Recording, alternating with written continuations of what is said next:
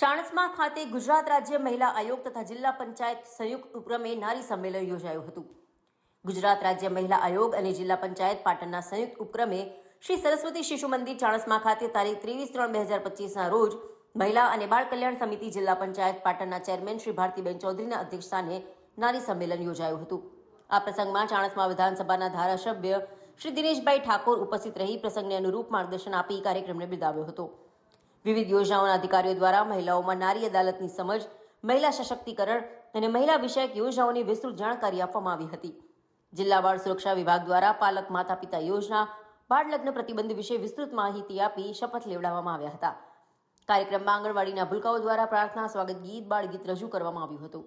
આ પ્રસંગે ચાણસ્મા તાલુકા પંચાયતના પ્રમુખ શ્રીમતી પુષ્પાબેન પી પટેલ, ચાણસ્મા નગરપાલિકાના પ્રમુખ શ્રીમતી પ્રતીક્ષાબેન એમ પટેલ, કલ્પેશભાઈ ડોક્ટર તેમજ સથવારા ચંદ્રિકાબેન દેસાઈ, સુરેશભાઈ, પ્રકાશભાઈ પંચાલ, મુખ્ય સેવિકાબેન, પાપા પગલી પ્રોજેક્ટ ઇન્સ્ટ્રક્ટર શિલ્પાબેન, આરતીબેન, સોનલબેન, ચંપાબેન, બાબુભાઈ, દિનેશભાઈ, આઈસીડીએસ સ્ટાફ તેમજ મોટી સંખ્યામાં આંગણવાડી કાર્યકરો બહેનો ઉપસ્થિત રહી કાર્યક્રમને સફળ બનાવ્યો હતો.